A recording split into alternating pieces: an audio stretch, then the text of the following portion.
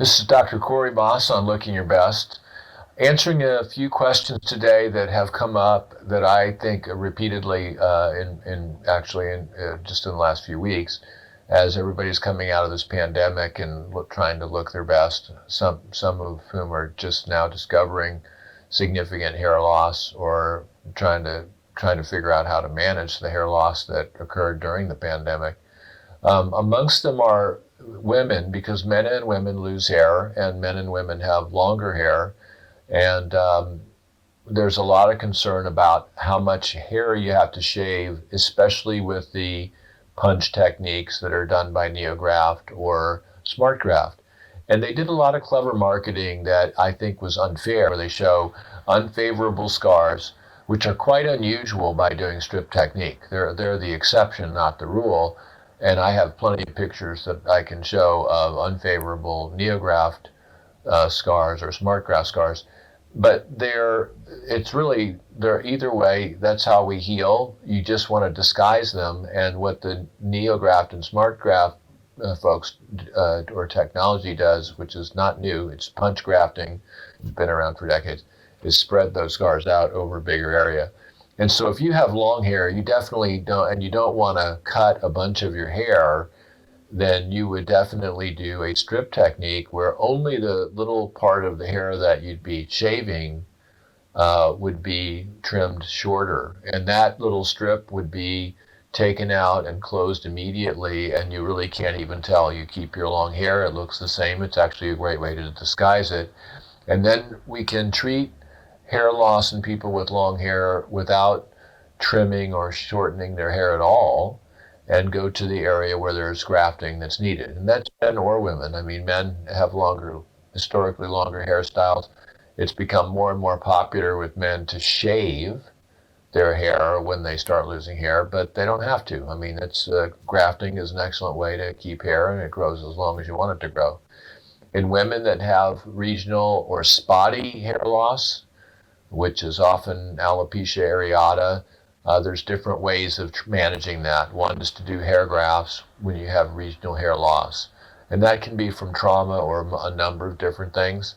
I mentioned alopecia areata. Typically the first treatment sort of options for people with that are to do serial steroid injections, corticosteroids that reduce inflammation.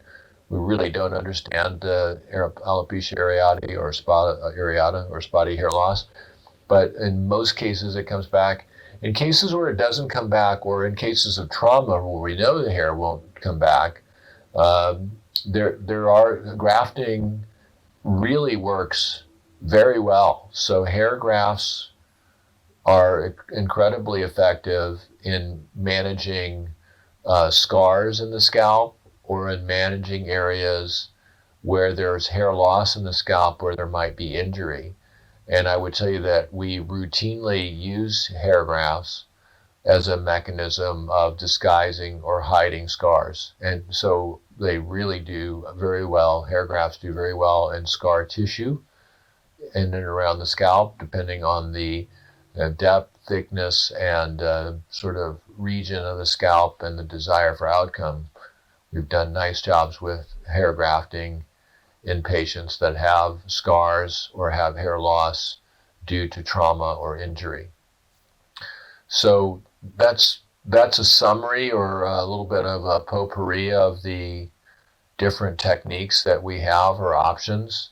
What I'll just report in short about those 5 things are, number one, hair grafts work very well in hair loss due to scarring or traumatic hair loss, or in scar tissue.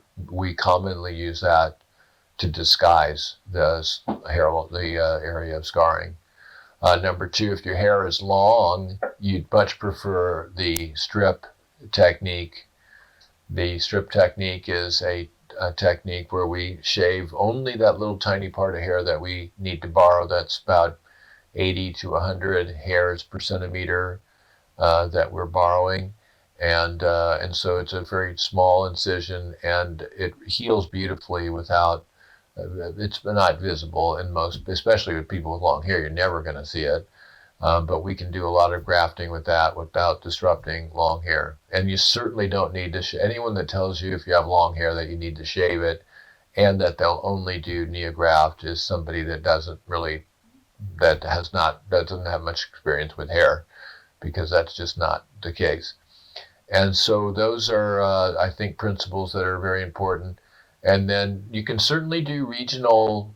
The last one is, can you do regional hair restoration? And we do that all the time. If you think about the sort of crown balding on men, the top of the head here, that's a regional area. If you have just regional hair loss that's temporary or new, you really need to go to see a dermatologist or a plastic surgeon a facial plastic surgeon that specializes in hair loss, because most likely you can treat that with various medicines, including injections of corticosteroids, and get the hair back. So we definitely don't jump right on doing hair grafts in those situations. If you have any questions about special areas of hair loss, about the better techniques for borrowing in hair or long hair, please, and how you might do grafting for those techniques, please don't hesitate to write me. drmaas.com is there's a info page. You just write your condition. You can upload photographs. I'm happy to review those for you.